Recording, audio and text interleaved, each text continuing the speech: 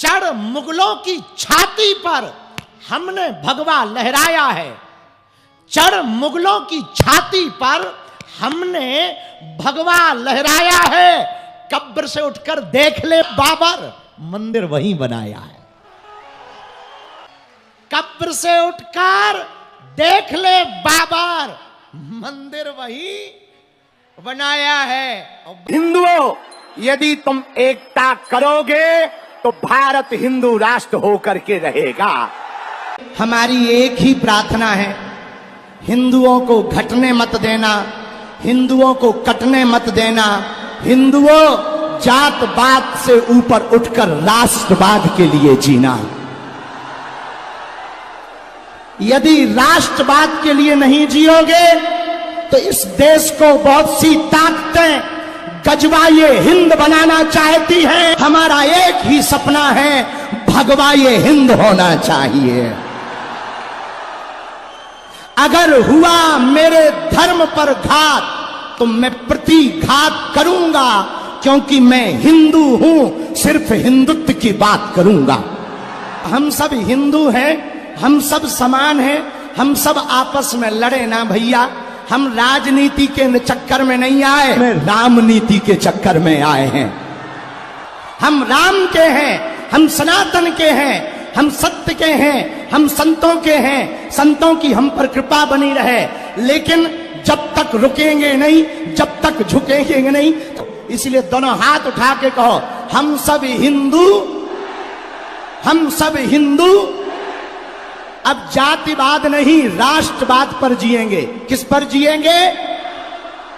भारत माता के लिए जिएंगे। किसके लिए जिएंगे?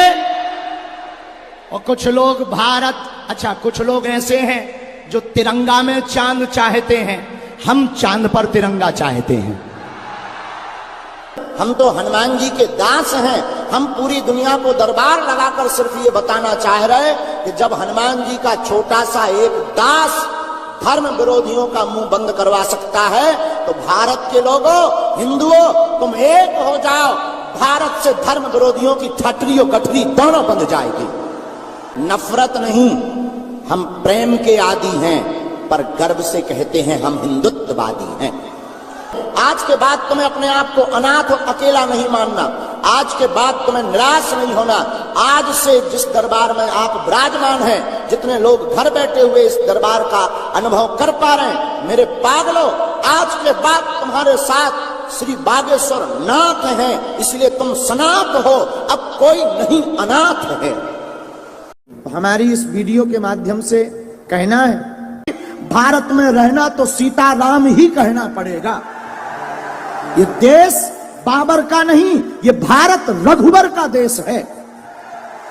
हमने राम के लिए इतने साल कोर्ट में माथा पच्ची की, भगवान कृष्ण की पूजा नहीं खुलकर कर पा रहे, राम की यात्राओं में पत्थर लग रहे, पाल घर में संतों को पत्थरों से पीट पीट कर बर्बरता निर्दयता से मार दिया जाता, और लोग कहते तुम चुप बैठो।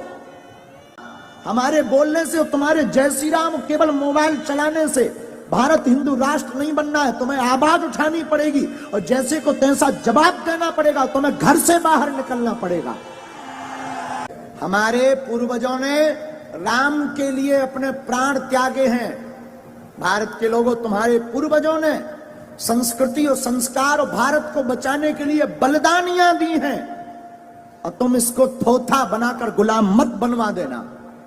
हमारी तुम लोगों से प्रार्थना है, अब जैसे को तैसा जवाब देना ही पड़ेगा।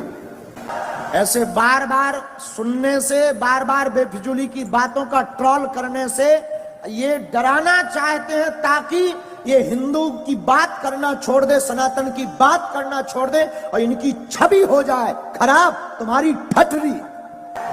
तुम कितना भी प्रयत्न करो, हम सनातन की बात नहीं छोड़ेंगे। और हिंदुओं से भी प्रार्थना है, तुम बुजदिल हो अगर तुम किसी को जवाब देना नहीं जानते हो। भारत में अगर गंदी फिल्में बनेंगी तो हम बिल्कुल बाइकआउट करवाएंगे। कोई भी साधु भारत के मंचों पर अली उल्लाह या अली मौला करेगा तो उसका भी बाइकआउट करवाएंगे। और कोई भी टीवी में भारत के या सनातन के किसी भी हिंदू शेर के लिए खिलाफ बोलेंगे तो उसको भी अब बाइकआउट करना पड़ेगा। कौन कौन ऐसा करने को तैयार है? तो तुम्हें शपथ है अपने जमीर की, तुम्हें सौगंध है अपने पूर्वजों की, जो जो हमारे इस वीडियो को देखें उनको बाइकआउट किया जाए। बहुत हो गया धंधा। सुन रहे तो बात इसका मतलब ये नहीं है कि आप सिर चढ़ते जाओ। हम आपका सम्मान कर रहे हैं, इसका मतलब ये नहीं है कि हम बुजदिल हैं। हम आपको आदर दे रहे हैं, इसका मतलब ये नहीं है कि हम गिरे हुए हैं। हम जगे हुए हिंदू हैं, अब जागा हुआ हिंदू है। अब यहां पर सेकुलरिज्म नहीं, भारत हिंदू राष्ट्र चलेगा। अब तुम भी दोनों हाथ उठाकर शपथ लो, भारत में रहना तो सीताराम ही कहना पड़ेगा। ये देश बाबर का नहीं, ये भारत रघुवर का देश है। तो कौन कौन जवाब देने को तैयार है? इस वीडियो को भी काट करके डालिए, सब तक भेजिए। अब बाबर का देश नहीं, रघुवर का देश है यार। क्योंकि हम कोई राजनेता नहीं है कि तुमने ताली पीटी और वोट दिया हम चले गए।